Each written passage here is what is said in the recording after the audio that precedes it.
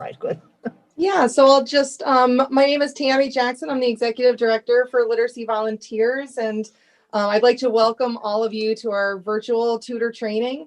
So this is still fairly a new experience for us to be doing it this way. So, bear with us. And we did our first virtual in the fall, and it went well. So hopefully we've ironed out a couple of the kinks, and this will go a little bit smoother. So we've been tutoring in Milford for over 25 years and doing one-on-one tutoring to immigrants and adults that need extra literacy support. We also have a few small groups. So I'm really grateful for the time that you're willing to give to us. Simply, we couldn't survive if we didn't have all of our volunteers and people like you willing to work one-on-one with our students. I sent out last week our anti-discrimination, harassment, and photo policy. So I just usually, when we're meeting in person, I explain all of that. Obviously, we tolerate no discrimination or harassment. If you have any issues with that, or, because you're working one-on-one, if there's ever a situation like that, discuss it with me right away. And because we're all on Zoom and such, we do record things and take photos. So if you're not okay with that, let me know. Otherwise, if you're all in agreement with that, I will make sure to check that all off on your applications that you're fine with that. Is there anyone that has issue with that? Okay, thank you. Usually when I post things, I will share, I will let people know. So just so that you're aware of where we're sharing. We do a lot with Facebook and social media, just as a way of reaching a lot of people. If you've had an opportunity to like our Facebook page or go on our YouTube page, you can actually get to see some of our students. And we've been doing a lot more virtual things, where in the past they would do like readings in person. Well, now they're reading their essays online. So you can actually get to know who some of our students are, what countries they're from, and some of their struggles or successes that they've had. We're located in Milford, Connecticut, but we tutor about 10 different communities. So we have, in the normal world, we're here in Milford, and we have a satellite office at the Milford Library and the Stratford Library. It just gives our students and our tutors another location for them to find us and tutor. So I'm looking forward to the day that we can get back to that and partner with those libraries. Right now, they're not really letting you sit in and spend extensive time. So we're doing things virtually, or we have a couple classrooms here that have plexiglass. So if you want to meet with your student one-on-one, or even wanted to have that initial meeting with them, we have all the cleanings and all of that here. It's a pretty quiet building. We're at Fanny Beach Community Center, which is in the Woodmont section of Milford.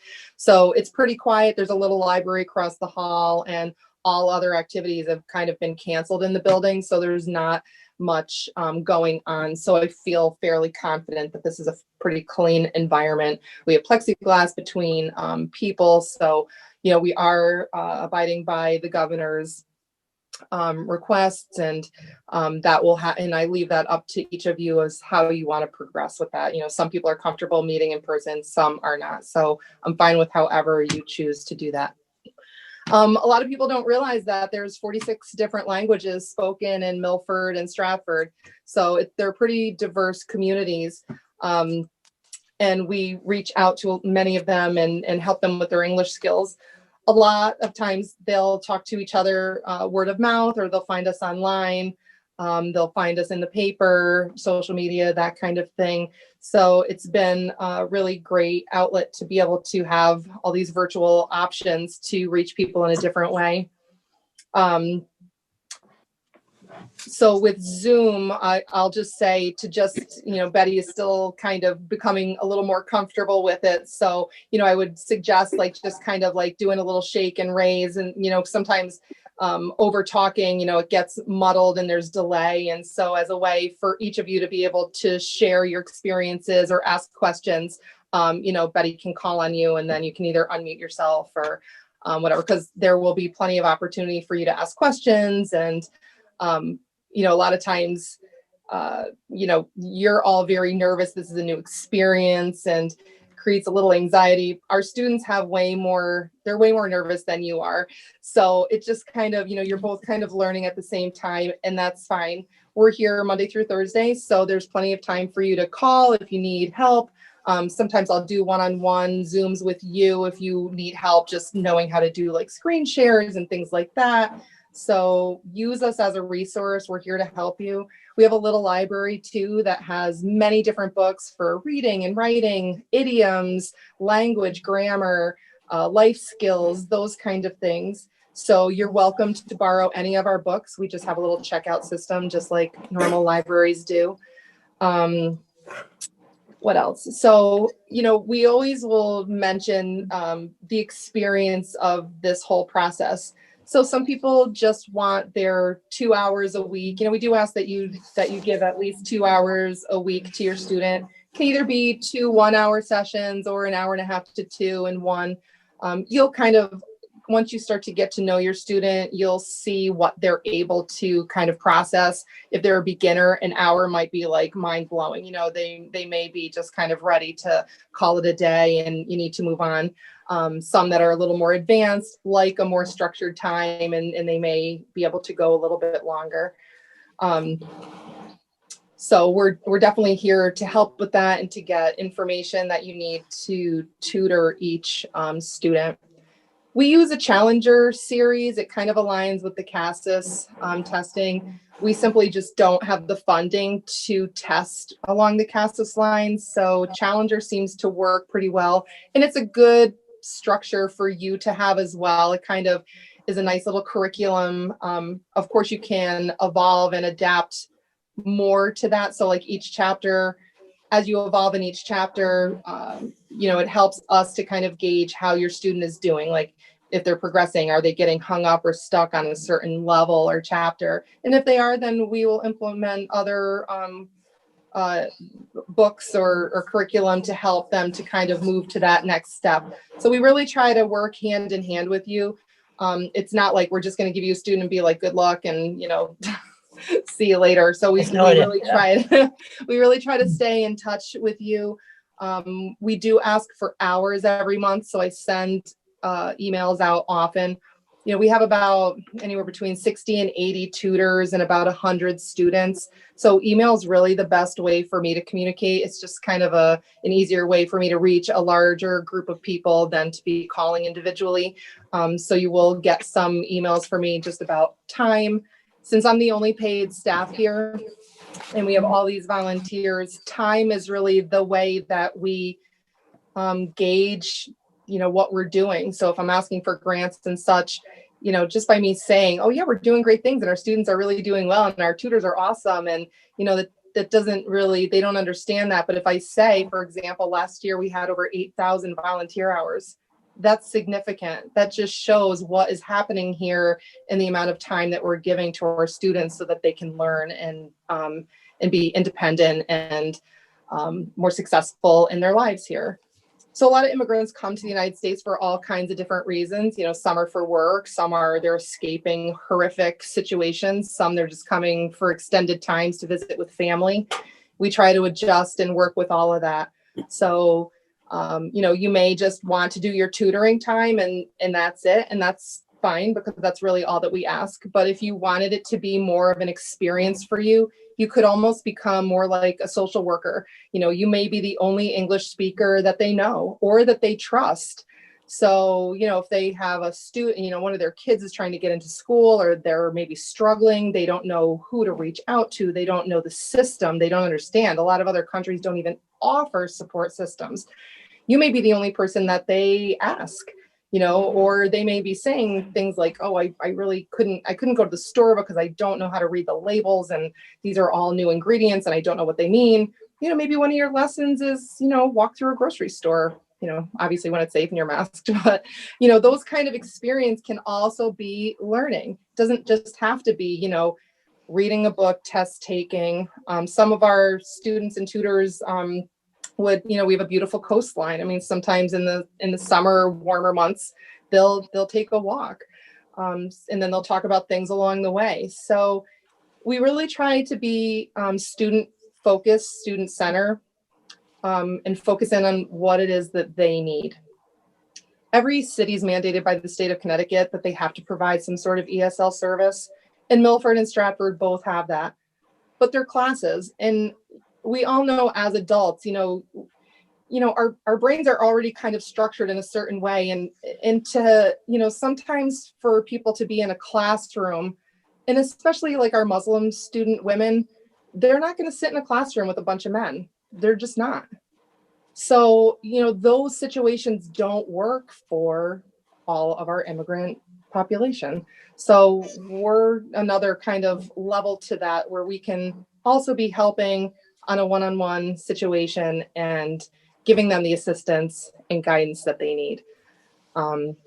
So, that's a whole lot of information, and, I'll probably be sharing more as time goes on and as you're, following other parts of our program. But we're really proud of, the students that we're helping. And it's been a really enriching experience for me. I've been here for 11 years as the director, but I was a volunteer for probably 8 years before that. So it's been really nice to get to know different cultures and where people live, and just the differences and diversity, and also what brings us together. Hopefully when we get back to normal again. We had a cultural enrichment and education section of our program where we would do monthly lunches, and we would allow the students to choose something that represented where they were from. So for example, we have a student, Wirapath. He's from Thailand, and his mother owns the Thai restaurant in Orange. So we all went, there were about 15 of us, and we went for lunch one day. And, the mom came out, and she didn't speak any English, but he kind of translated for her. And he was so proud to share like a part of his culture. And he explained what the elephants meant and what some of the foods were and why they're significant. And it was just really great for them to be proud of where they come from and share a little bit about themselves. And for us as Americans and other students from other countries to learn about where he was from. So we had about 1.5 years of that, and that was a lot of fun. People really, we had great turnout for that. And then of course, COVID hit, so that has come to a halt. But I'm looking forward to the day when we can kind of get back into those kind of social engagements and events. We also have a multicultural celebration that we do in April, because we tie it into Volunteer Appreciation Month. And normally we'll hold it at the the Woodmont, the Borough Hall over here. It's right next to us, and it's a lovely potluck dinner, and everyone brings like a dish from their country, and they talk about it and explain what it is and what the spices are and what makes it special or what holiday they celebrate it. And then they also will write essays. We do ask that you add a piece of a writing piece. It could be 3 sentences, it could be a page, kind of depends on where they're at and what they want to share. And that some of them get up and read it, but we put it in a nice little booklet, and it's kind of nice to see how they evolve and change over the year. Betty, remember the Bonillas? So when they first came, they were from Colombia. He wrote like 3 lines, and by the time they kind of finished at our program, they had an entire page, and he hadn't remembered that he wrote that, years before. I just happened to be thumbing through some previous pamphlets, and I'm like, oh my gosh, here's Jose and Miriam Bonilla. And it was awesome to see the progress, and he hadn't realized it. When it's your own, you don't always notice those little changes. But to us, it's really significant, and that was kind of fun to see the before and after. And it was just a really proud moment, and his kids got a kick out of reading their stuff. So I will kind of leave it at that for now. You can always reach out to me anytime if you're struggling or need a little help. Sometimes student tutor connections can be a little cumbersome, or they may not understand the email or the phone call. So if you need a little extra help in reaching out to somebody, I can definitely help make that connection. Betty's here on Mondays, and Betty has been with us for over 20 years. She's an amazing tutor volunteer, was in the Peace Corps, and she'll tell you all about herself and why she's a fantastically qualified person to be leading this class. But I'm really happy to have all of you with us. And I will turn it over to Betty. Don't go away yet. Everybody got a copy of the tutor manual emailed to them. Is that correct? And you can all access it right now because I will be referring to it as we're doing our class. So I think Patrick, some do you have it? people have the actual book and the manual. So if anybody wants a hard copy of everything, I have bags of all of that here. You can stop in anytime this week and I will pass that along to you. If you don't Also, like things in print and whatever, and you just want to look at it online, it was on those links and we have everything up on the website so that you can always refer to it if you need to on the website. in that packet, if you do come here and you really need to be able to pick up our the manual that we use. I speak English. There's weekly assignments from that, and it's a really fine manual to help you along your way, give you a lot of information about tutoring. So do stop by. We're at 16 Dixon Street in Woodmont. Get out your Google Maps. Mm-hmm. Mary Ellen, did you have a question? Yeah. Are you? What hours are you there? We're here from 9 to 2, Monday, Tuesday, Wednesday, Thursday. So we're closed on Friday. 9 to 2, Monday through Thursday. Okay. Because I'll be down. I'll be down today because I need a copy of that. Okay. Okay, great. I'll be here. Yep. Okay. Thank you, Tammy. Is it the so-called tutor training workshop, week 1? This is week 1. Yep. Just starting. Okay. Okay. And you have a copy, Patrick, of the manual? Well, I'm opening right now. Okay. Because I will refer to that a lot. Okay. It will help to guide our class. Okay. So welcome, everybody. It's so nice to see you all. We might still get another person or two. One never knows. Like that here. My name is Betty Garner. And as Tammy said, I've been with the organization for a number of years and have tutored since the early 90s. I've trained over in Bridgeport. I'm a former Peace Corps volunteer, and that's really what brought me to this work, I think. I know what it's like to be a stranger in a strange country, where you don't know the language well, you don't know the culture well. And if you have a family there or a friend there to help you, it just means so much. And you will be that person. I also say, not only are we here to help with language, but our work is really to give them confidence. That's a really important thing, the confidence to go out and speak. Because many of them don't want to look foolish if they go to the store or to the doctor's office, and they can practice with you. They can, as they get to know you, they will become increasingly comfortable with you. And, if they're stumbling through something, you're not going to laugh at them or give them a hard time, but you'll help them along the way, and you'll practice and practice something until it works well. I'm in the office here on Monday mornings, 9 to 11:30. So feel free to contact me here. In that manual, we'll touch on it shortly. I have a home phone number. You could always call me, a home email address, and of course, one here that you could send an email to. I'm a nurse by profession, although I'm pretty much retired. I work for friends in a little company nearby, so I'm kind of the company nurse, but that's about it. So I found my nursing skills helpful in teaching. And, we should all feel like we've got teaching experience, whether you're a teacher per se or not. We've helped our little brothers and sisters tie their shoelaces, maybe taught Bible school. We've done some teaching along the way. So don't minimize the skills that you may never have thought of, but probably have. I'd like to hear from all of you as well. So we know who you are, a little bit about you. How did you find us? A little bit about your background. We don't have a lot of time to do it, but just a bit. Jane, do you want to start? Surely. My name is Jane Hanselman. I live in Guilford, Connecticut. I'm currently a piano teacher, formerly a TV producer, and I started getting involved in ESL in 2016. I was certified with a short-term program lesson system called the Oxford Seminars.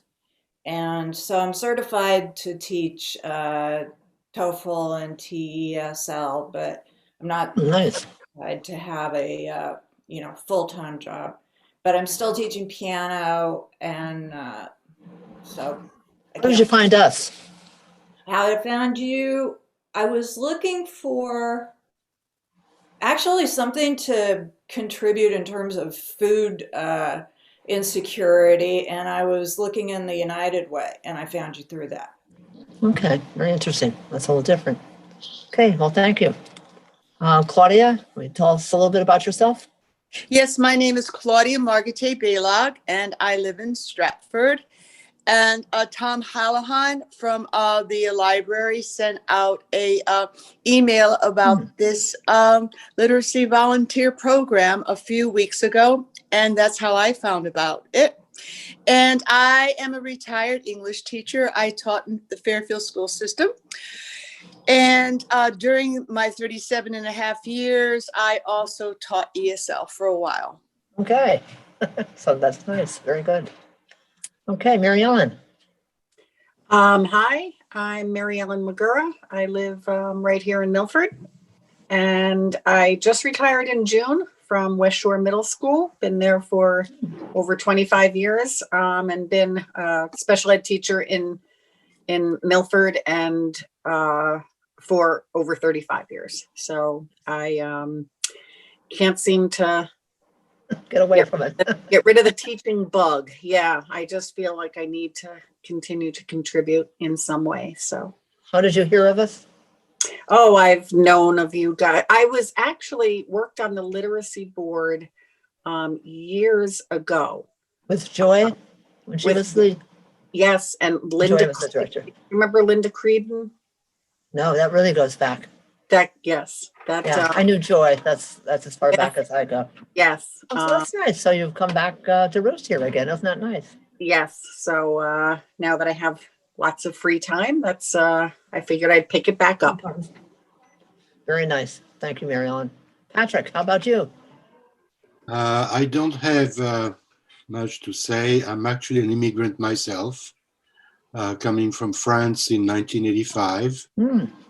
And when I came here, I taught French. So it's going to be a little challenging for me to teach English, but after 30 years in this country, I think I can somehow convey some basic English.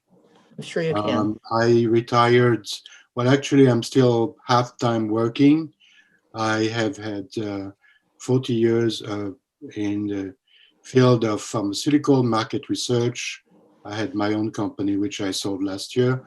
So I have some time to teach, but I'm very motivated because I have helped some immigrants now and then, and I have many friends who do that. So give this a shot. And I read this article in the Orange Milford Bulletin. So that's how I got to know In the about Milford Orange, what? the monthly bulletin. You know, this article that you. Okay. Oh, yes, because I know we sent something up. So really nice. Okay.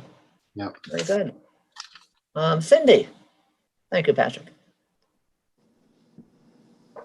Cindy? Sorry, I was muted. Sorry. That's okay. No problem. Yeah, so I'm a professor up at Southern Connecticut State University. I was a librarian and library administrator for 30 years. I raised my family in Shelton and was an active volunteer in Bridgeport, but mostly food and Habitat for Humanity, community suppers, that kind of stuff. I relocated about 10 years ago, or whatever, 12, 13 years ago.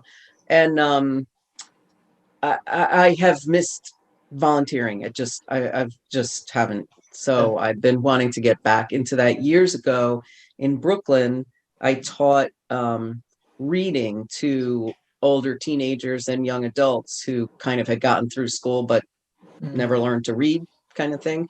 So I really thought that, and I found that to be just so rewarding for people to finally learn to read. So I actually thought that's what this was. More so literacy volunteers. I thought this was teaching people to read. So, Oh, and- or teaching adults to read. So I didn't come at it thinking that it was a language thing, teaching English, but that's been an interest of mine. I have looked into the program at Southern actually a lot, the ESL program there. So anyway, yeah, it finally am able to get it together and give back I'm again. getting it. Yeah, you know, and we do have students here who need help with reading.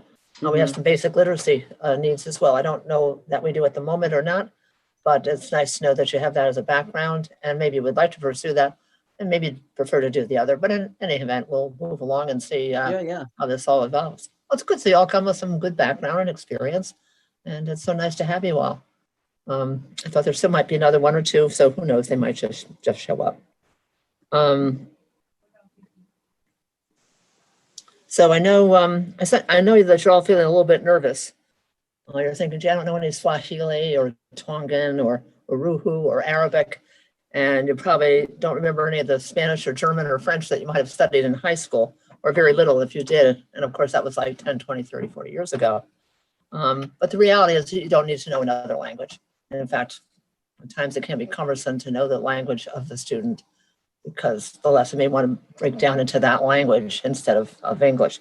But in any event, what you really do need is a willingness to help others, which you've all expressed. You know, pay attention to the class, do the readings that I give, and you will be able to be a very effective tutor. If you go to your manual now, the one that's online, I just want to go over very quickly the outline of what we'll be doing.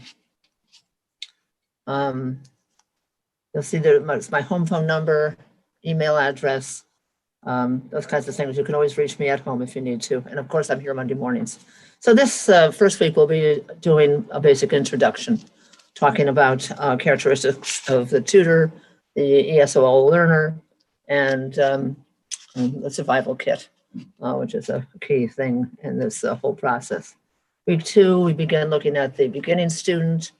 I'm hoping I can zoom in a current tutor and or a student. We didn't do that last time, but what you do or will have access to is getting on board with some of the classes that are going on. So you can watch a tutor actually doing the tutoring. And I don't know if the students show up in the process or not, but at least you can watch a tutor in action, which will be perhaps helpful to you.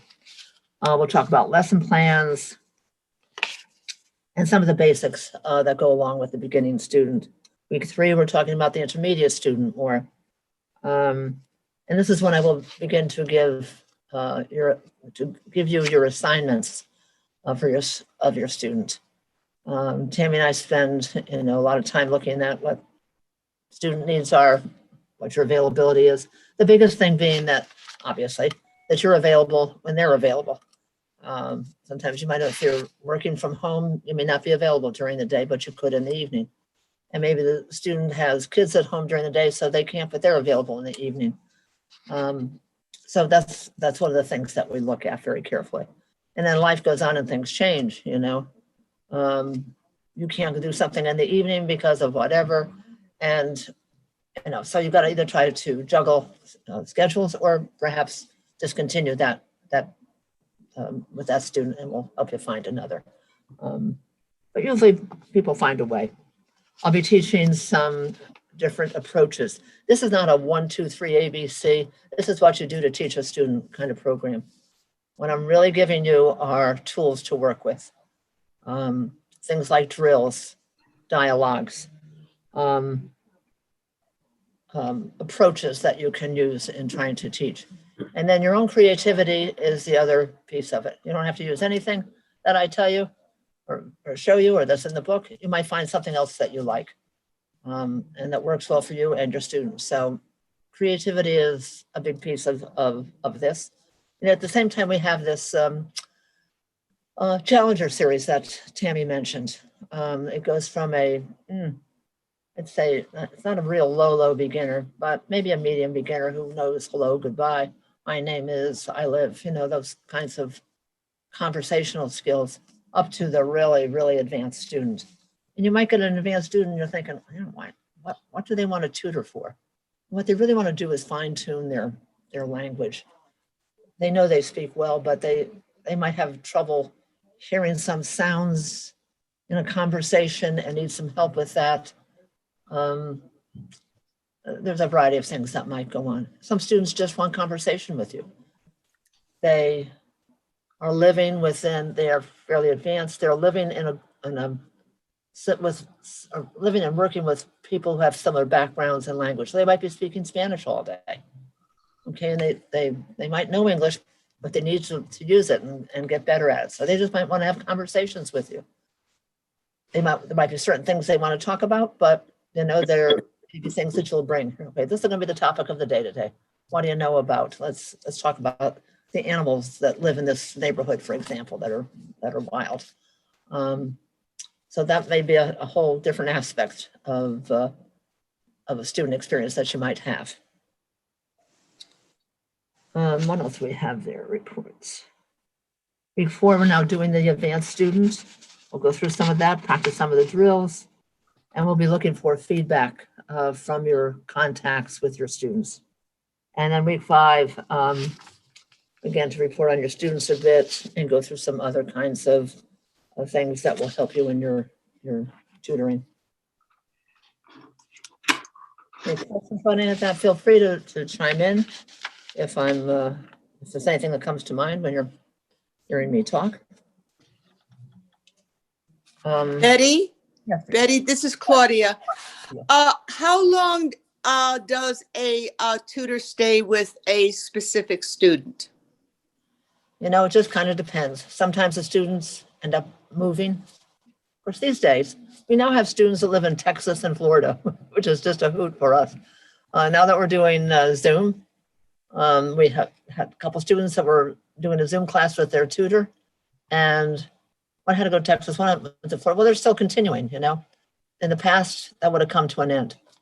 I can tell you, I had my first student and her family, as it turned out, it went on for 10 years. I mean, no exaggeration. You know, I started with Hayat, who had never been to school a day in her life. And then her oldest daughter, who needed help with English and getting a job and things like that. Then the next daughter, and then another one came over. So this one, you know, went on and on and on, which is a truly fluky kind of thing. Many of mine just seem to have been long-term, but often it's just a year, 2 years, as long as you can and they can. It's all very individual, you know. And things change in your life. You may not be able to meet your commitment of 1 year. We understand that too, but we're looking for that. Does that answer your question? And you also said that we may be tutoring people from other states? Well, that was kind of fluky. You know, somebody had a class that went on, that ended up going online, and the class had been together for a long time. And then 2 of them ended up moving away and they wanted to continue. So they did, even though they lived in Texas and Florida, which, as I say, for us is a fluke. But no, we would not. What we are seeing is a few more students from Bridgeport that we hadn't had in the past, a few from Guilford. Yeah, maybe, and West Haven as well, which is really close to us. So yeah, not out of state ordinarily, though, that's for sure. This is just the way things evolved, rainforest. Okay, everybody. Betty, do you try to match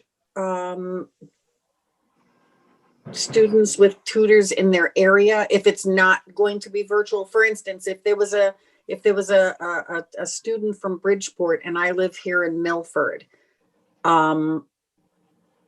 and we were not being virtual, would the student come here to Milford to meet me? What you'd have to work it out with them. We've had a couple of situations like that, and they met at the Stratford Library, a very accommodating place. They have 3 or 4 tutor training rooms, or little rooms, or little cubicles, and that was the compromise that they came to meet there. Okay. And we had somebody from Guilford. I think she came down here all the time. I didn't know the story that well, but obviously we try to keep that in mind. And this is done typically in a public setting. Tutors don't go Yes. into, I do homebound tutoring for Milford, and I will go into homes, but we don't do that with this. Well, that's been my experience. I have gone into almost all of the homes of my students just because it worked. With Okay. my first student, they lived down in Bridgeport and really, right in Seaside Park area, which is not a particularly good area. Yeah. And only once that I get hassled in the streets by somebody. But otherwise, I just, when you're younger, I mean, this is my first assignment. Exactly. Yeah. You're young and dumb, you do all kinds of things, but I wasn't afraid, and, I knew my way around. Another one lived across the bridge from where I lived, and I knew she had no transportation. So it worked for me. We don't particularly encourage it, but, you could talk about it, we could run it around a bit. We want to be sure that you're safe, probably, as much as anything. Right. Husbands, I don't know, husbands could prove to be a problem at times, but that's not particularly true. But anyhow, we just want to be sure you're safe and that you're comfortable doing it, and they are. And in fact, we often have some young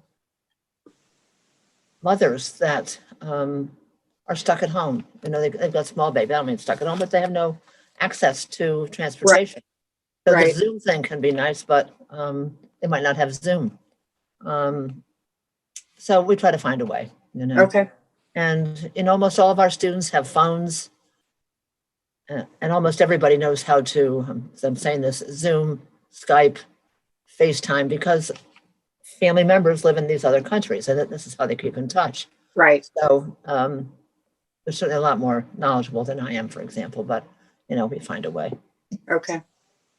So let's do the tutor commitment a bit. That's your very first page after the big, well, this next one of pages you turn over. Just talk about your commitment, and that you'll be making every effort to attend these training sessions. Tammy's going to try to record them all, so in the pinch, you could pick it up. Become familiar with your training manual. Really, please make an effort to read all the assignments that are in that manual. And I don't mean the manual that we're passing out here or using here, but the book, I should say, the one that I showed you. I speak English. Lots of good info in there, and it's fairly painless reading. And then we used to do a 2-month follow-up after we finished the program, so everybody could come back and chat about their experience. But we ended up doing last time, we only had 2 folks do the training. We just started to meet every Monday and talk about things. So we'll just see how that goes, as time goes on. It's a good way to, ask questions, get a little support, whatever you might feel that you need. But as far as your obligations, I know we're asking for a commitment of 1 year working with your student or a couple of students if it happens that way. Respect the student's right to privacy. We do not ask if they're here legally, and they don't tell. And it has never presented a problem to us, nor with any of our tutors. If you do have any feelings, let us know. But just that you understand where we are. We don't care, People are living here, they need help. Here we are. We're looking for 2 hours a week, which Tammy already alluded to. Just the fact that a beginning student who doesn't speak anything but a few words cannot sit for 2 hours. You can't sit for 2 hours to do that. It is that, it just drains that much energy from you. It is so difficult. You have to focus so intently. You can only do it for an hour. So you might want to meet Tuesdays and Thursdays, Mondays and Wednesdays, whatever works for you guys. And then as they progress, then maybe once a week, you'll be fine to do it, but you got to feel your way through.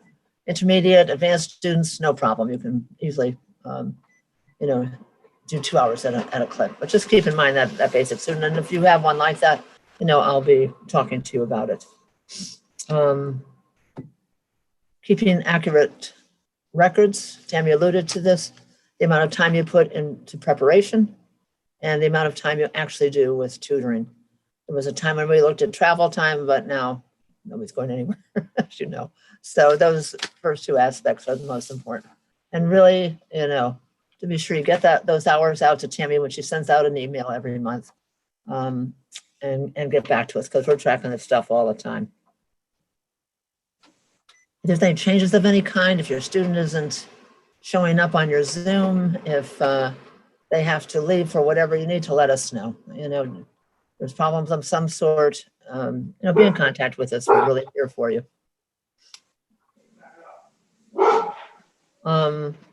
We say that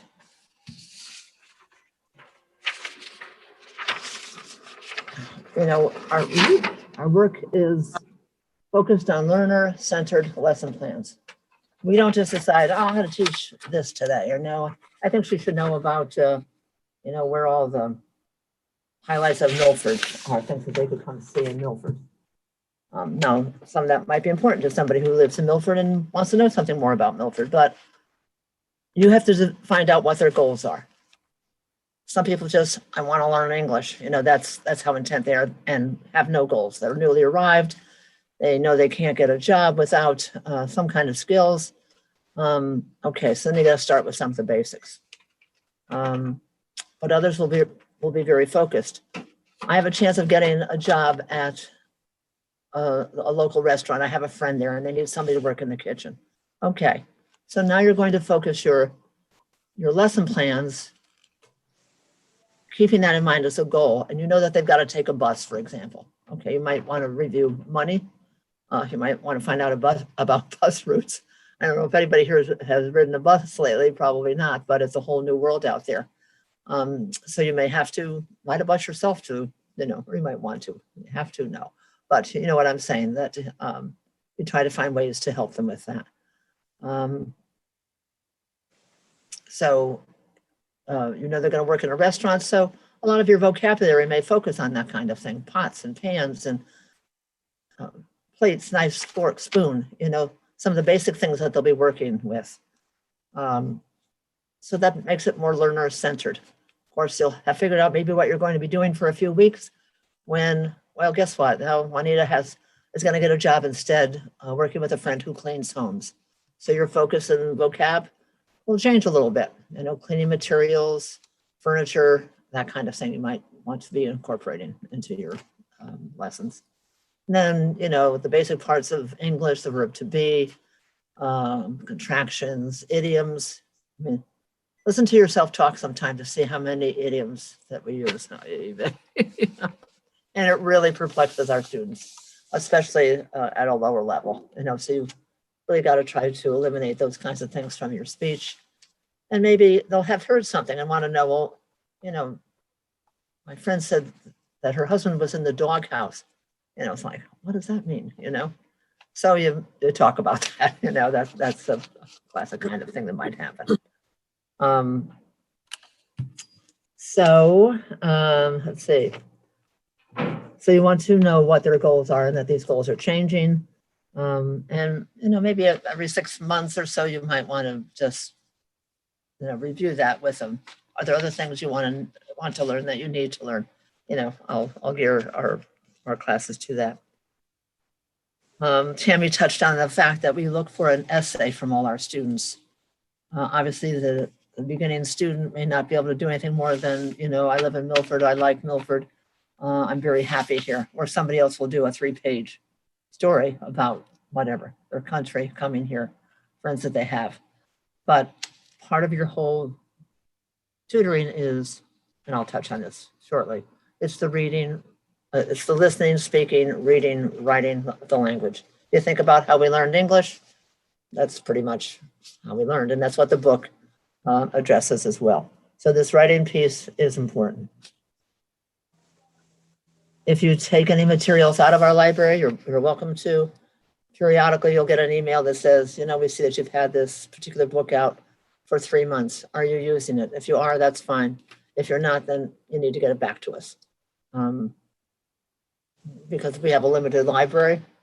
It's a limited library, but there are significant needs. And for us to lose, all these books cost at least $20, and this is $20 that we don't have to readily put out for this kind of thing. So get them back if you're not using it. And then there's other programs that go on during the month, and we can talk about those next time. but there's like a tutor support class that Tim does every month. And again, it's the time to get in there and see what's what. See other people, talk to other people who are also tutors. You know, it can be very helpful to you. Briefly, you can see on that same page, Tutor Sites. We have historically worked, as I said, in Milford Library, Stratford Library, the Margaret Egan Center in Devon. It was the old Lenox Avenue School where I went to kindergarten in, and is now a different kind of center. West Haven Public Library. Orange is a very nice library. We don't have a lot of people that go there, but they've always been welcoming if we have. Sterling House, we have used sometimes in Stratford. I don't know if you know that. It's down from the library. It's an old community house. Probably started 60, 70, 80 years ago. I don't know. The home is an older home that was donated for just this kind of thing. West Haven. Some you might have a church that you're connected with. We have 1 or 2 tutors that are teaching in the parish center at 7 o'clock in the morning because that's what's good for his student and it's good for him, and that's a place that's convenient for both of them. So there have been some churches that have opened their doors, but I'm inclined to say, you know, think about your own church. If you know somebody there, there might be a classroom there that you could use in a pinch, if indeed you're physically getting together. What time we got here? Oh, moving on here. Any questions about anything I've said here?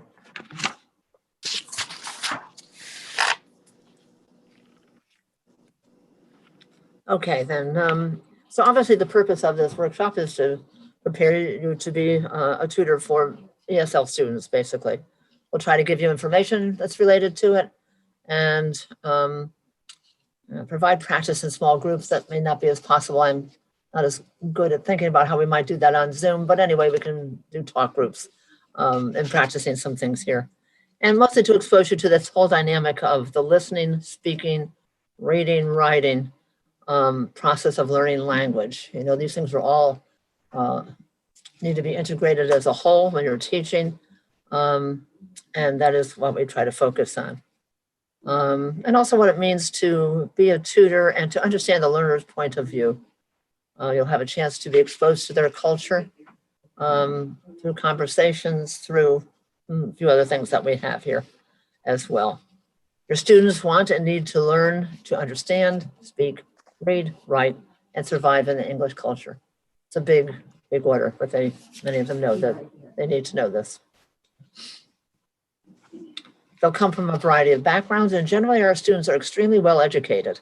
It's kind of interesting. If we've had, I think of one actually, but we've had 2 or 3 students that have come from some remote area. You know, we had somebody from a really distant village in Guatemala. Education was limited. Somehow they found their way to this country. Somebody from rural China too, it seems to me. Chinese are basically, if they're in the big cities, they've had 12 years of English. So they're very familiar with it. But in any event, even in Tonga, where English was not even a second language, the children learned a vocabulary and some basic, greetings and things like that. So, or they learn it in order to, for the tourist trade. I remember it's my family that used to weave baskets and make tapa cloth and would go down to the wharf when they knew a big boat was coming in from New Zealand or something. And they had enough English to, talk a little bit to the people that would come in and want their wares. So that's some of how that all evolves. So we usually acquire language in a common progression. Think of a baby who hears it spoken and tries to speak. And then reading and writing comes in time. And our book, our I Speak English book, uses this approach. It's called the communicative approach. And one of the things you're going to be is a model, but somebody who is demonstrating the language. You're modeling the language. Language is only acquired after much practice and imitation. So students need to hear what is said in a normal tone. So don't over-articulate. You know, you might be trying to make a point on a word that might be practical, but then you have to get back into a normal tone of voice so that you're not distorting words in your effort to teach. And don't speak too loudly either. You're going to be just about convinced that the only reason they're not learning as fast as they are is because they can hear you. You know, you'll have taught a class on, you know, maybe the future of the verb to be or something. And you might have spent 3 weeks, you know, incorporating it in different ways. And 6 months later, they said, you never told us that. Oh, you know I did. Let's go through it again. You know, your patience comes in as well. But you will wonder at times, you know, what am I doing wrong? And remember, you're not a lousy teacher and they're not a stupid student. These students come here to us with a lot of stress. English is just one of the things that they know that they need to learn. They've got families they've got to support. Kids that are in school that they're trying to help if they can. And of course, they don't know English well enough to do that. So it can be very difficult. You know, once they were in their old country or their other country, they were in control of their lives. They're well-educated, good jobs.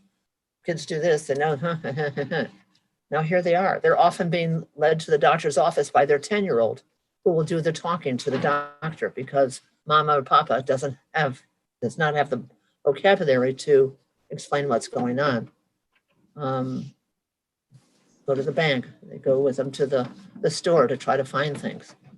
So it becomes, you know, it's really very difficult in that sense. That is not unknown at all, though, with many of our students.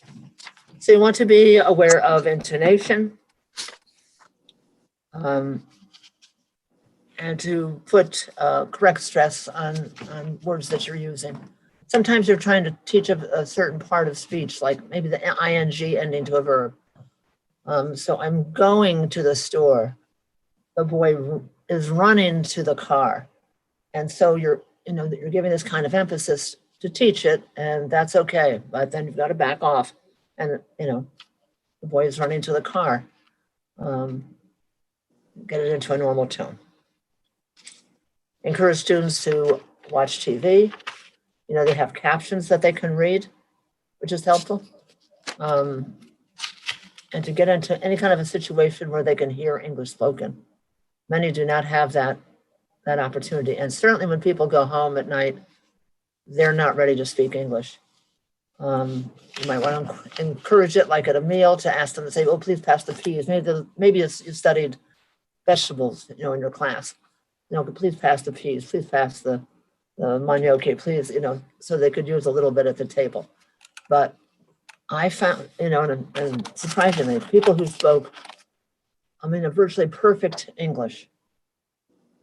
And I remember this woman telling me, "Betty, when we go home at night," she was a manager in a small manufacturing company. She was like the go-to person who knows everything about everything and where it is, from customers to where the tax are kept. And her husband was a pharmacist in Bulgaria. And he, of course, did not have good English skills. So he was a pharmacy tech. So he could bring all those skills with him and just had a master language.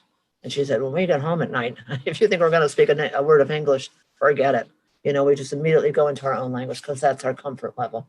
So I thought about that a lot, and you know, it makes sense to me. Speaking English, speaking any language is tiring.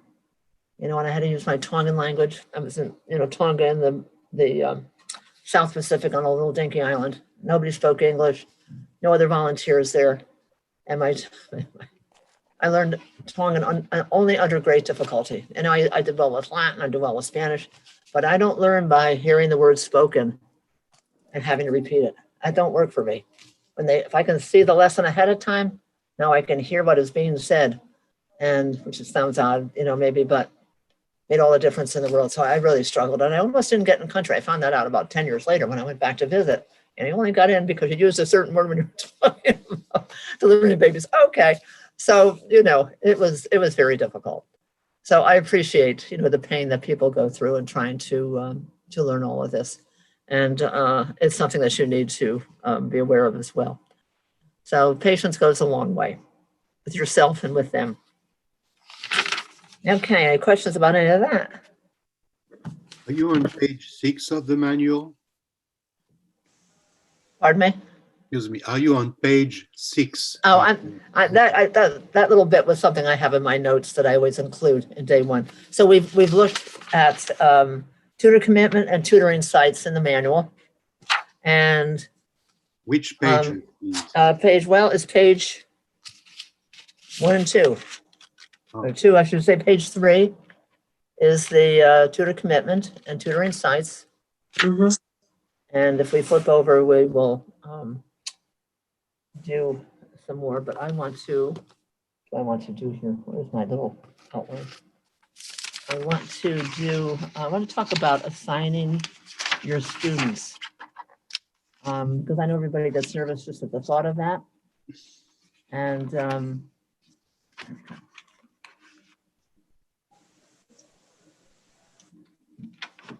as I indicated already, anyway, every student who wants help from us has to fill out an application. And along with their address, phone number, email address, their availability is there.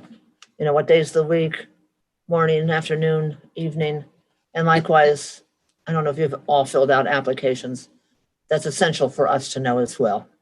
They say some of you may be working from home during the day, so you're not available during the day. Some of you are retired. You can do it almost any time. So that's one of the key things that I look at. Sometimes I look at background, maybe you both like to run. Well, that might be something good to do together, go out running together, but it's the real thing that guides us is the time. I don't think I filled anything out that indicated, I filled out an application, but I don't think I filled out anything that indicated time preference. If you filled I didn't either, Betty. And did you both fill out an application form? Yeah. Just the basic application. Okay, and you filled it out online, or you must have, huh? Yeah. Yeah. Okay, well, let's see. Okay, Cindy, you indicated that you're available basically morning, afternoon, and evening. That is availability to meet. So Yeah, I mean, I have a pretty flexible schedule, so yeah. Yeah, Claudia, looks like afternoons. Right. I was just wondering about all the other things that you were talking about our interest and stuff. Yeah, there is a place there. Oh, did we? I think, let's see, Claudia, yeah, you said yoga, reading, walk-ins here. Okay. Let's just see what else we have here. Patrick, you're available pretty much anytime, during the morning and afternoon. Can I just say it's better afternoon or late afternoon? This just says afternoon, but again, you'll work that out with your student. All right. Sometimes you can both adjust a little bit. You're available in the afternoon. Well, yeah, maybe early afternoon is better, but how about, 2:00? Yeah, we could both do 2:00. Okay.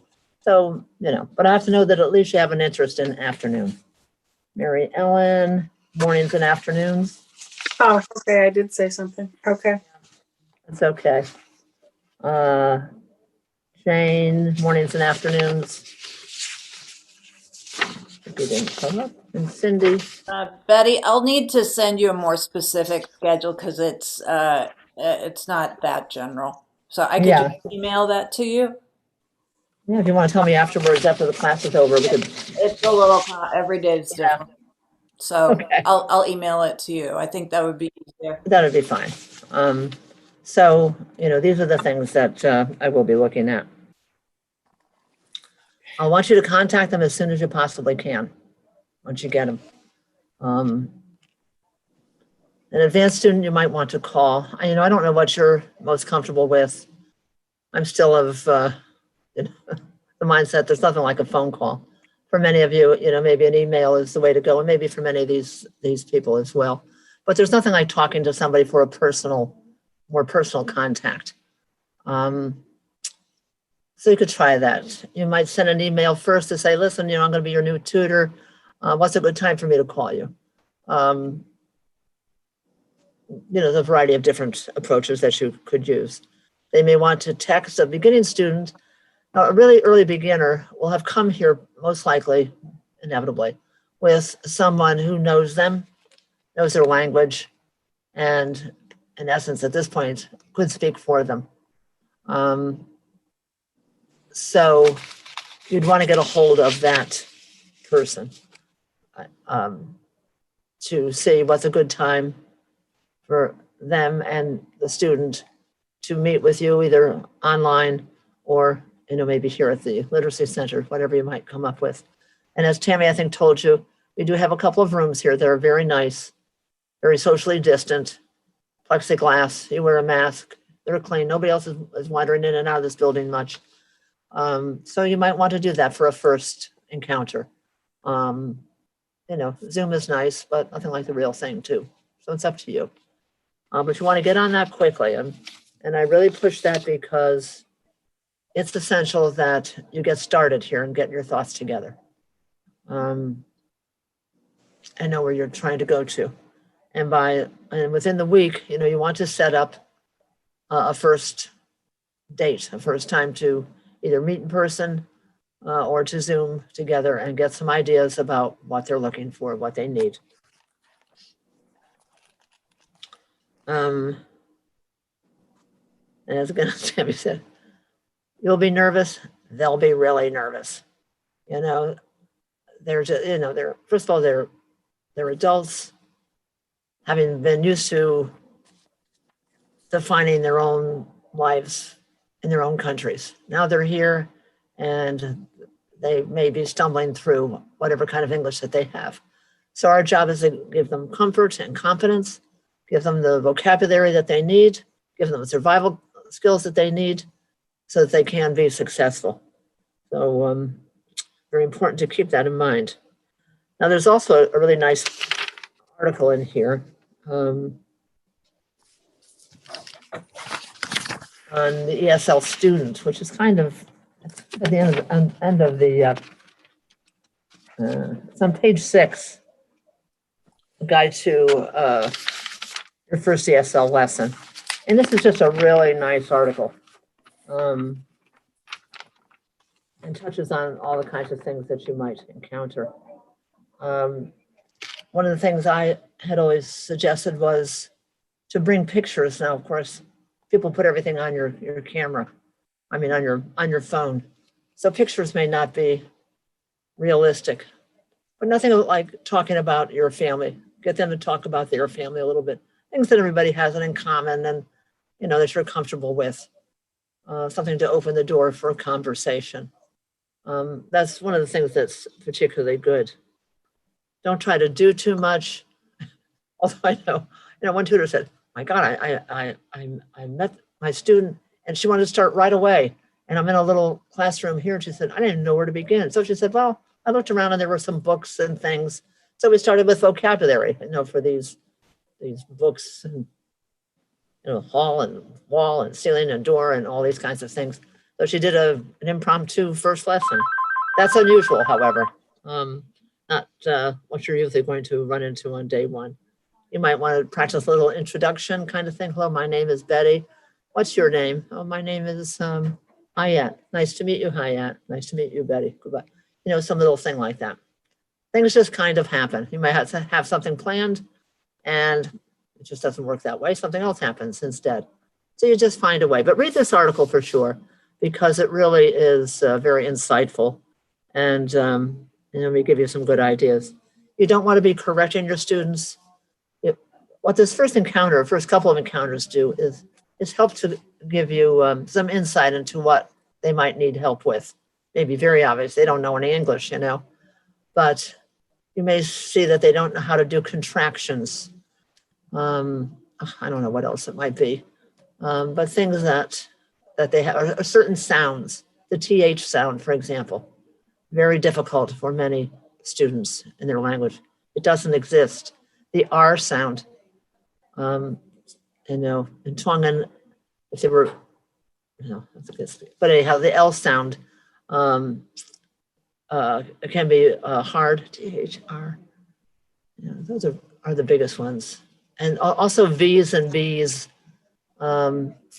in Spanish, they want to go on a vacation, not a vacation. So you may have to work with some of that.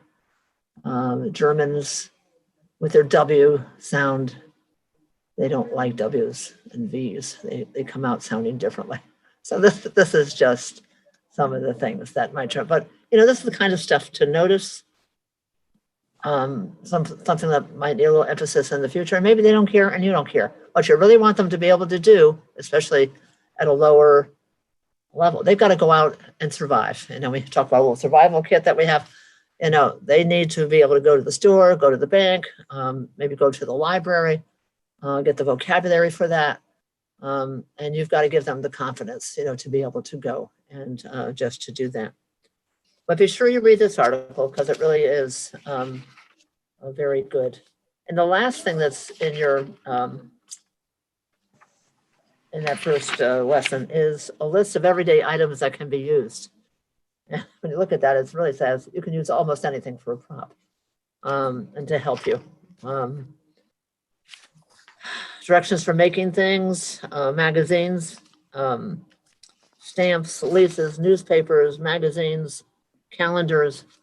If you're looking for any ideas, you can go to this to think of yet some other ideas to include in your way of doing things.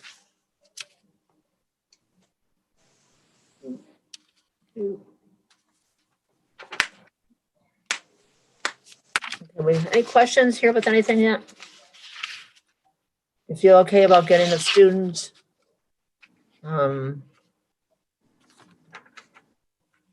making a connection with them? You're saying that that's after week 3, yes? It'll be hopefully on week 3. Every now and then we can't quite make a connection for everybody. Sometimes it's week 4 before you get them. So in 2 weeks, Okay. you will get your student. Okay. Maybe you can come here to get it and get the information. Tammy is here and she's been doing more of that in the past. Things were just different when you did the stuff in person. So, Right. we'll find a way kind of thing. Now let's see, you're from Guilford. Who's from Guilford? Jane? Yeah, okay, that's not gonna work. But that's okay, we'll find a way. Yes. Jane? I actually come down that way twice a week, so I can pick it up. Oh, so cool, okay. And so you'll be able to pick up the book as well. And I could probably meet with students there too. So Yeah, so just say, it may not work for them. It might work for that first time, but for others, if they got children at home, things like that. And you just find a way, you find something that works for you. So you'll be okay. Okay, then just some of the other pages that talks about what it is to be a tutor. You need to be patient with yourself, with your students, versatile, analytical, trying to look at what their needs are, things that they may not even realize themselves, that they might have trouble putting a sentence together correctly. Many languages you put the adjective after the noun. They might want to be talking about their cat Black. No, we need to talk about our black cat. So some of that kind of thing they may not have a lot of knowledge of. Structures of a sentence, parts of speech as they relate to English. So you may have to work that in. Having a good sense of humor will help a lot. I have a student from Haiti who came knowing virtually no English. Remarkable woman, as so many of these students are. So she did the evening English class. She taught herself English. She became a nurse's aide. Then she became an LPN. Then she got a 2-year nursing degree. And now she's working on her 4-year baccalaureate degree. Wow. French is her major language. She does not like S's at the end of words. So, so always hissing at her, and we both laugh and laugh, okay? And you're not gonna do that with your student for the first 10 months or, year or so perhaps, if they have trouble with that kind of thing. But she knows now if I go, so, it's that S at the end of the word, that's right. Say it again, Carmel. Okay, So that's some of the humor that might enter into a class that you find some funnies in the way that you try to teach. You need to be understanding, have a perspective of the problems that they're encountering. If they're brand new here in this country, they're going through culture shock. And I should say, getting a little bit ahead of myself here behind, when you get their application, you will also get a copy of a thing called a culturegram. And it will be, you see that? This happens to be from Jordan, but it's got about 3 or 4 pages back to back, and it talks all about their country. So that you'll have that to have some frame of reference about whatever country your student is from. So, just so you have some appreciation of their holidays, perhaps that you know that that they celebrate something different than you do. And that can be very helpful for you. There's also 2 handouts for a culture, transcultural experience. Again, giving you some insights into the difficulties of being a student in a new, or being an immigrant in America or anywhere. People do go through what's called culture shock. Initially they're thrilled to death to be here. They think it's never going to happen. And then the reality of what it takes to manage, to get by, to not understand what's going on, to not know anything, to not even be able to get to the store, to not have transportation. These things are just, and they can be truly overwhelmed by it for a period of time. And then finally, usually most of them evolve from it because they know they've got to come to grips with it. Their kids are here. And that's the reason most people have come, is for their kids, if I haven't said that already. Jane. Do you have any students that are trying to get their citizenship? Does that ever come in? That's a good question. Yes, we do. And sometimes our tutors get assigned that kind of a student. All of a sudden, you're going to learn a lot of stuff about your government that you forgot. We learned it in grade school or high school, but a lot of it is gone. There's wonderful online stuff. We have books here to help you. And I mean, some of our proudest moments here is when somebody becomes a student. We had a 78-year-old woman from India. I mean, it took her 3 tries and she finally did it. And I mean, all this hooting and hollering over it because it was just so exciting and, just so difficult for her. Her family was so proud. We were proud. She was proud too. 78 years old, she did it. It's amazing what people, when they put their mind to something, what they can do. And, I used to, I'm kind of embarrassed to say it, but I used to feel like we had students that came to us in their 70s or so, and wanted to help with English. I'd be like, there's a lot of other students that need a lot more help. And now I've just had a whole change of heart now that I'm in my 70s. But nevertheless, but even before that, I have to say, where people are eager to learn and to improve themselves all through their life. And this woman is living testimony to it. So citizenship, yes, that is one of the things. Also help with GED. Has anybody done GED? Have you, Cindy? Is that anything you'd be interested in doing? Not hearing you. Yeah, I would There you definitely go. be interested in that. Okay, just to know. We periodically get requests. Often it's with math, but that seems to be an area that a lot of students have trouble passing in the GED.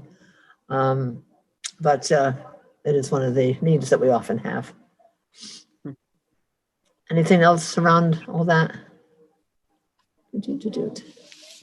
Okay, so just going back to the tutor should be creative. I've already alluded to that. You may find better ways to do something, or a way that works for you and your student that we don't touch on. One woman had worked with the Mi'kmaq Indians in Canada, and she found a coloring book and talking about what was on that page. And coloring was something that her students had never done before, never had the opportunity, didn't have crayons, didn't have a coloring book, and how much they enjoyed it. And she would use it as maybe at the end of the lesson and talking about whatever it was that they were coloring. I thought, wow, I never forgot that. There's something unique. Somebody else is making up songs. I mean, I don't even want to tell you this kind of stuff because you'll think, okay, goodbye, I can't do that. But she was just really talented that way. She could do, make a song out of anything. God bless her. So, people bring different skills and abilities to this. And if it works for you and your student, that's what you do. Find a way to make it more interesting and more fun. The rest of us will do the more mundane things, and that will also work. Be perceptive. And trying to get your students to express their feelings. Again, you may be the only person that they know in this country, and the frustrations that they're feeling and trying to get by in America can just be a lot for them. And if they can verbalize those feelings, it's ours to listen. And if I haven't said this already, also, maybe if I didn't, if I just did, tell me. You may have lessons planned out for 3 or 4 days, and then something changes. Maybe I said that already. And you've got to be able to go with it. If their goal has changed, then you've got to change. Or they had a flat tire coming in. What do they do? Who do they call? Do you know somebody, a garage that can come? Yeah, here's a service you could get, AAA. Many of them couldn't afford it, but even that they know that that's there is a possibility. My kids are having problem in school. I got this note from the teacher. Could you help me with it? Yeah, that's what you do. You have a class, and you spend your time going over that note for the teacher. They have to meet with the teachers for a parent-student meeting. What am I going to say? What am I going to do? Start practicing some dialogues, some vocabulary that could be useful for that. So that's where you just have to be flexible. You have things planned, but life goes on, and you need to be able to respond to it. And positive. One of the things I know I don't do well is give enough positive feedback to my students. I know they're doing well, but I guess I just don't say enough. Well, that was really good. You're really making progress. Because I can think of several of them. How am I doing? Am I doing great? I thought you knew that, but they need to hear it. It has to be real. You can't be patting them on the back for every little thing, but if they've done a nice job with a lesson, if something came up that you were really wowed by, let them know that. They need the encouragement and positive reinforcement as well. Any questions about any of that? This whole tutoring process. Reasons why people want to learn English. Now you have, who is the SOL learner? Many of them need the life skills. We've indicated to be able to go to the store, the bank, the library, the doctor. So they may need help to get a job. That might be their primary focus. They might say, I got a doctor's meeting coming up. What kind of things can I expect? What kind of vocabulary will they need to be able to do that? They may want to get better jobs. They may want to go on to higher education. They want to make friends. We also get some older parents in many cultures, not unlike our own in some ways. The Chinese, Indian will bring people, will bring their parents to this country to live. Now, there's been a kibosh put on that in recent years here, but I would kind of think that might open up again. They would bring their parents here to watch the kids so that both the parents could work. The younger parents could work. And now the grandparents, I'll call them, will come here, but they don't know much or any English. It's hard for them to communicate with their grandkids. Now, in many households, they want to maintain their native language and make sure that their kids know. But some are like, I want them to learn English. They've got to be successful. They've got to know English. So there might be a limited skill with the children to be able to speak. One couple wanted to be able to read a story at nighttime. Found a storybook. They practiced it in the class all the time, and then went home and read it to their children, to their grandchildren. So that was nice. That's some of the different kinds of scenarios that you might come across. Of course, some want to become citizens. You may need help with the test. You may have to bone up yourself. Don't feel bad. A lot of the tutors have had to do that, but we were helping somebody to write. They passed everything, but the writing part they were totally unprepared for. And we, this woman was in here like 4 days a week, and we were all, practicing. But I went in, he wanted me to write this. I wrote it just like that. She was so proud of herself, and she passed. So sometimes it's just a particular aspect of it that they need help with. They want to help their children in school. And safety is another issue. 911, if your student is fairly literate, capable of speaking English, you're going to want to hit on this 911, how it works, make sure that they know what the expectations are, that they stay on the line, that they have vocabulary to be able to do it, to be sure they know their home address. That may sound funny, but there's been a few times when that's been an issue. So make sure they know their home address. Even for snow days, some of you may be much more familiar with this than I am, but they apparently send what? Texts to the family? Mm-hmm. Yep, a blast to the Milford. Yeah. A blast, yeah, a blast. So they need to perhaps be aware of that. Those kind of communications with services in the city. But 911 being one of the big ones. Likewise, if there's a storm, we get our blizzards and we get our hurricanes. You might want to talk, about things that they should have, candles, flashlights, batteries. If you went online, you'll find all kinds of stuff for guidelines or booklets. But that's important because they may never have had to deal with these kinds of things in their own countries.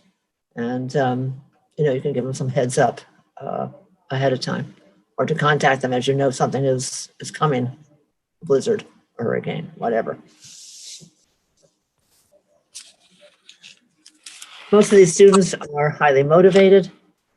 Some of them just can't get enough. I mean, if you would meet with them every day for 2 hours, they'd be thrilled. And, you want to do that and you can, that's fine. But by and large, we cannot. We also expect that they're going to be there. I mean, while I say that they're often motivated, sometimes they just, and particularly when you're meeting in person, we have a lot of problems if they don't show up, they don't call, you're given your time, you expect a phone call. And if you're going to be meeting in person, make sure you set that as an expectation. If you can't make the meeting, that's okay, but you give me enough heads up so that I know this and don't, come in, sit around waiting for you, or even to be online and they don't show up on Zoom. So set that as an expectation to them. I've already said how many responsibilities these people have besides learning English. So sometimes maybe the amount of attention that they give to their lessons would not be all that you would like, and for that matter, all that they would like, because they can only do so much. A number of students are holding down several different jobs. That's something in the morning they do, something in the evening, they do this on Tuesday, they do that on Thursday. They're working against a spouse who does something differently, and they've got 3 small kids. Somebody's got to be home for the kids, and they've got to make enough money to pay their rent and buy food and all those kinds of things. And speaking about buying food, just the fact that there are real hunger issues in the country right now, that you get a sense that they may be having some difficulty, make them aware of pantries that exist at churches. I want to say Bethel, but that's it's a place for homeless people until they get their feet on the ground. I'm not sure whether people can just walk in there or not, but there are services out there.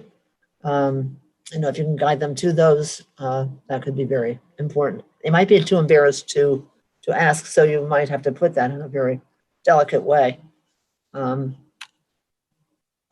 It's another whole thing, their dignity is robbed of them in so many situations just because they can't speak, they can't make their needs known, and because it was something they had never known in their own country. And likewise, many Americans are in the same boat, used to make a 6-figure salary, and now they're in a 100-foot line waiting for a box of groceries. We just never know what life is going to deal us. So there's a lot of stress that they're experiencing, and they're trying to cope with all of this. Any questions about anything?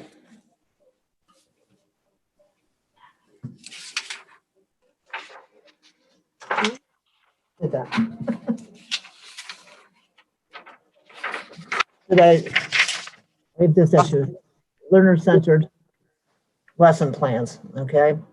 That's your focus and the work that you're trying to do. And just remember the old repetition, repetition, repetition.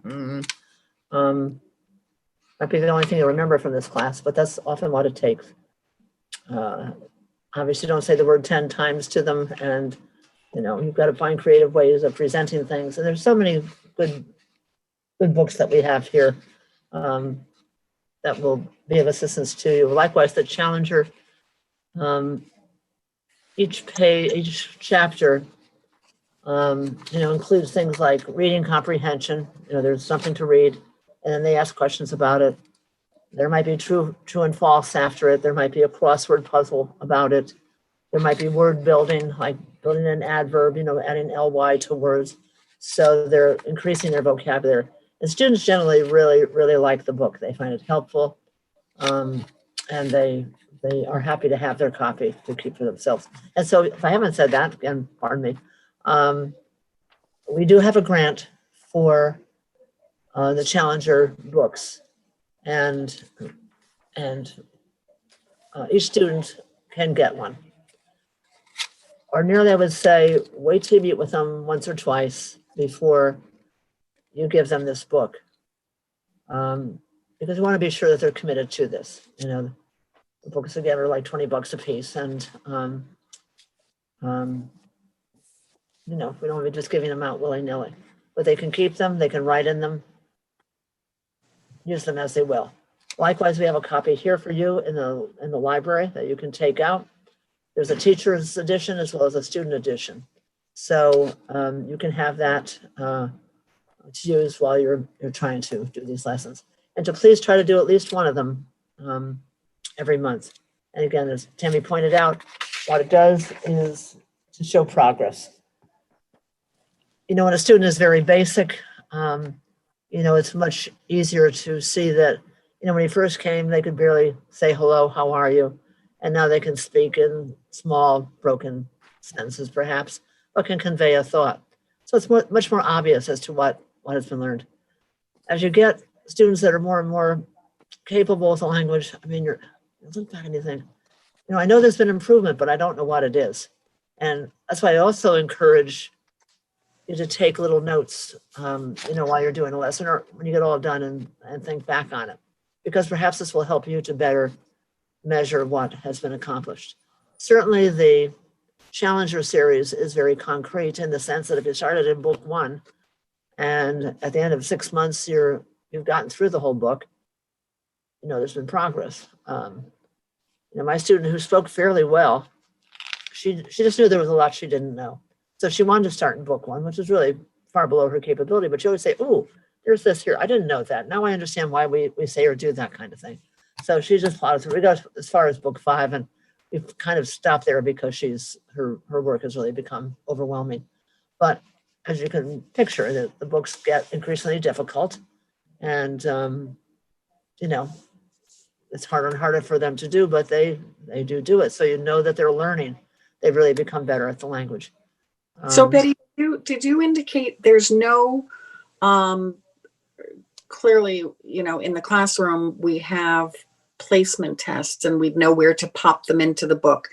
The Challenger series does not have any little sort of placement test? Yep. We'll help you with that. We have a fairly good grasp. Tammy maybe more now than I do, since she, just because of how things have evolved here. But we kind of know what level they're at.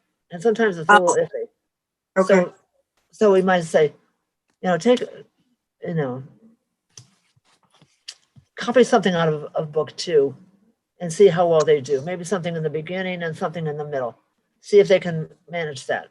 Okay, they did well with that. Now take something from the end of the book. Okay, so let's put them in book 3 then, because they really are a good, strong level 2, book 2 person. Okay. So you don't have to evaluate that. They were very unsophisticated in this. In the bigger cities, they have all kinds of things that they need to do because they get government grants and they have so many more people. So we have found our way. We can pretty much dope out about where somebody is and be able to get you started with them. That's a really good question, though. I'm glad you asked it. Thanks. Anything else that comes up here in mind? How are you feeling about doing this? Good. Yeah, you guys are very positive. Patrick, how about you? Yeah, yes, looks. Are you a looks thumbs up person here? very good introductions. Thank you very much. Yeah, good. I hope it's helpful to you. I'm not really familiar with most of it, but that's fine. Yeah, it just doesn't hurt to review it. And again, you might just get a little different perspective on it or some such thing. You're a brave group, I can tell you. I've spent 20 minutes, a half an hour trying to calm a class down. All you need is one or two nervous Nellies, and then we had break in class, everybody comes back hysterical. I'll never forget that class. It's like, listen, guys, I'm a nurse. When I went through nursing school, I used to think, oh my God, how am I going to go to the OR and function in there? The OR, oh my God, for second place, I don't want to be there. Then I say, well, listen, Susie went there last year and she's kind of not too bright. She can do it, I can do it. So that's what you kind of look at. You say, listen, if there's been 300 tutors before me and they did it, well, of course you can do it. And to remember, again, what I said, you might have taught, they might be teachers, and that's a nice thing to come with. But some of my teachers are some of the more nervous people.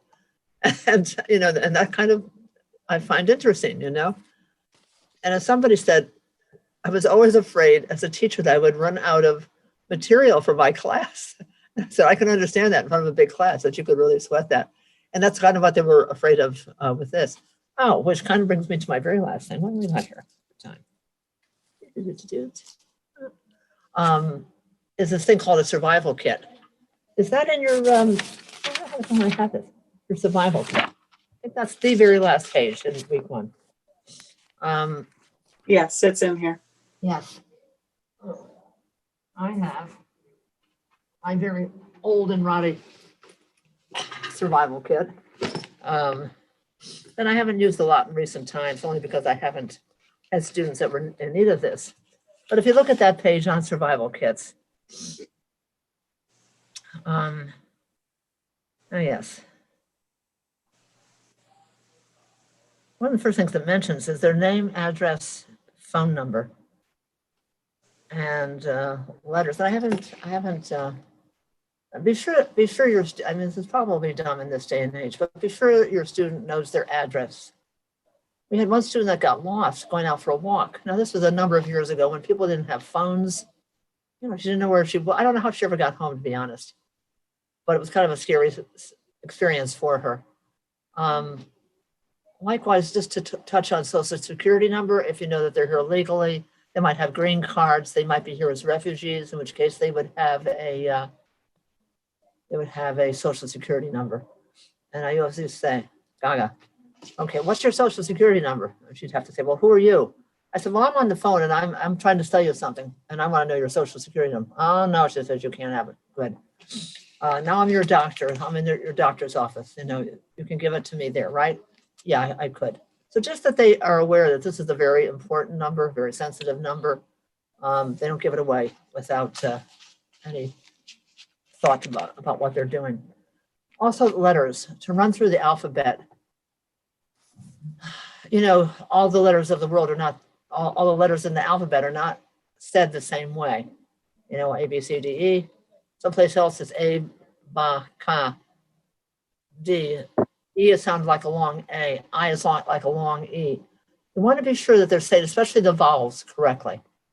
Because if they're spelling their name to a doctor's office, they could be spelling it incorrectly. And sometimes an incorrect name, it screws you up for maybe not a lifetime, but your insurance doesn't come through correctly. You can picture some of this stuff. Mm-hmm. So be sure that they can spell their name correctly using the letters said as we say them. The Spanish folks, perhaps in particular, but I can tell you Tongan has problems with it. And I'm sure there's a number of other languages where, these letters of the alphabet do not come across as ours does. So you might just do that for a fun thing. Tell me the alphabet, A, B, C, D, E. It might not be that simple. Having pictures from calendars. If you get, I don't know how many calendars you get, but I get hundreds of them. I get tens of them anyhow. I probably got 25 calendars this year. And, you know, they've got lots of good pictures in them. These are just flowers. But there was basic stuff for basic students. If you ran out of stuff to do, you might go into your little survival kit and pull out a bunch of pictures and ask them to tell you what colors are in here. What color is this? What color is that? What color is this in? Oh.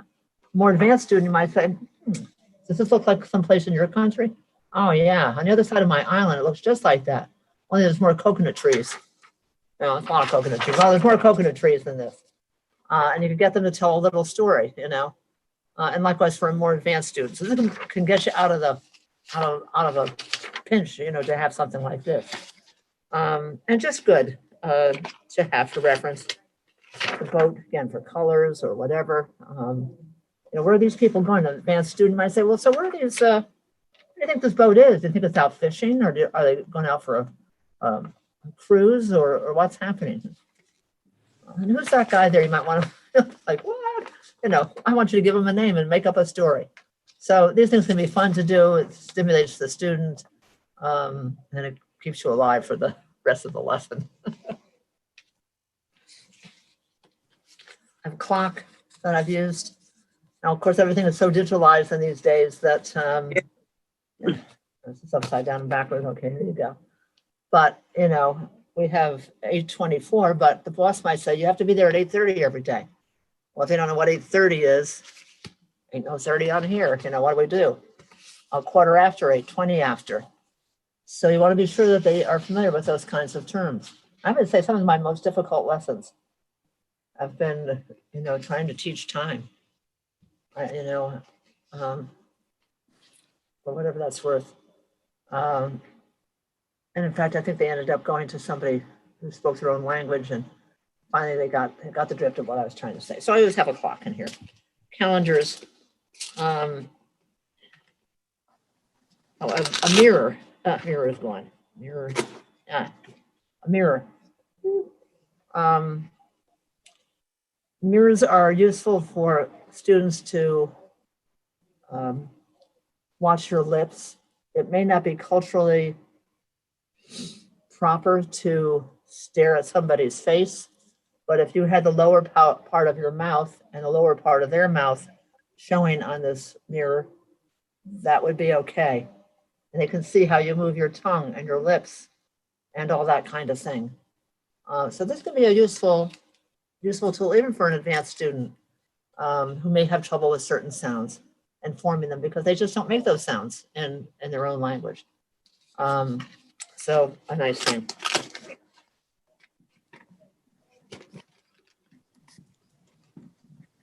Pens, pencils, toothbrush, toothpaste. Any kind of a prop you can come up with for like personal items. You might have a comb, toothbrush, toothpaste. Helpful in trying to teach a particular concept. Even fruits and vegetables or colors, having crayons, colored papers, you know, things that they can see that are right there and very visual. I've also had, with my one student that I used to go to her home and sticky notes.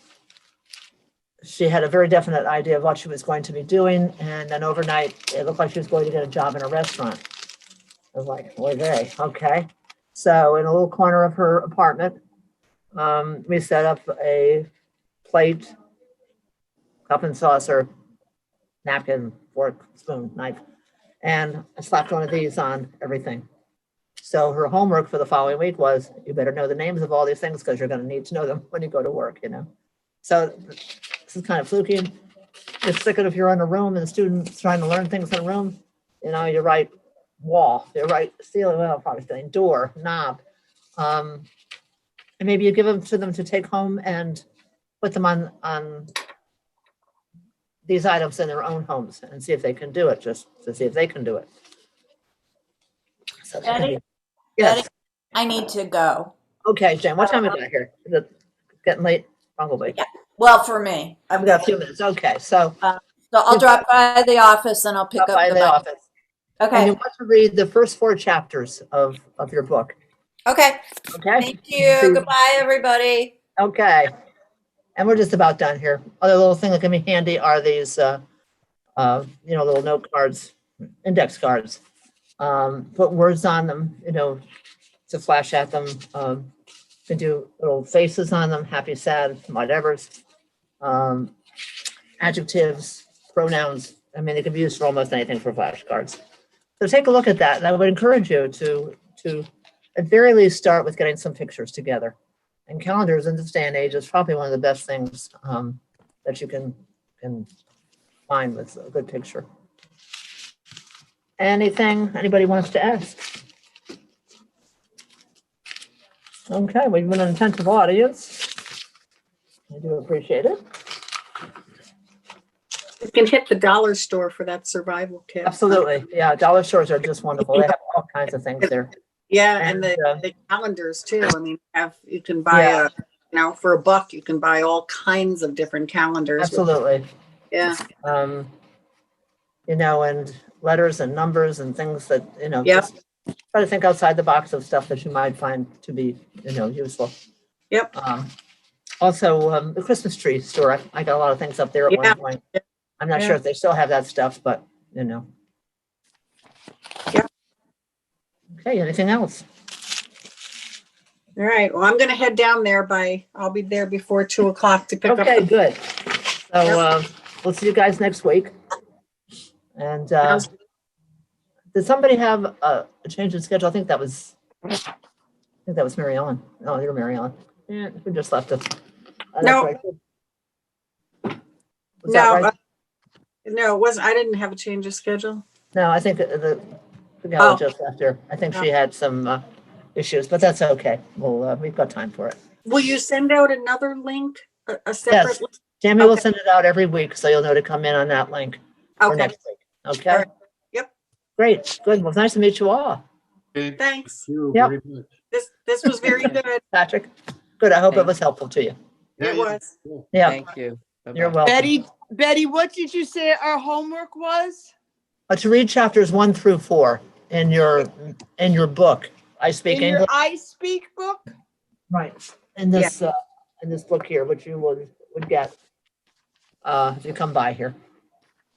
It's easy reading, good background, lots of good stuff in it. So I can come today before 2, is that it? You could do that. Absolutely, Patrick. Right, okay. Okay. Glad to have you. Good.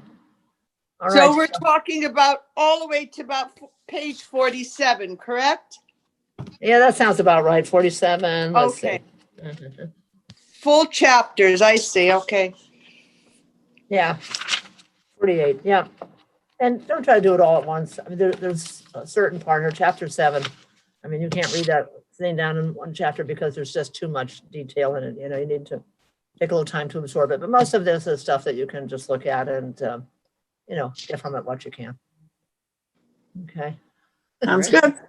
Thank you. Okay. Cindy, Patrick, Claudia. All right. Marianne, Okay, thank Pleasure's you. all So mine. are we all Okay. set then? Thank you See so you much. I think we're set, and come again next week and we'll have some more fun then. See you Great, soon. Thank you. thanks. All right. Okay, thank Bye-bye. you. Bye-bye.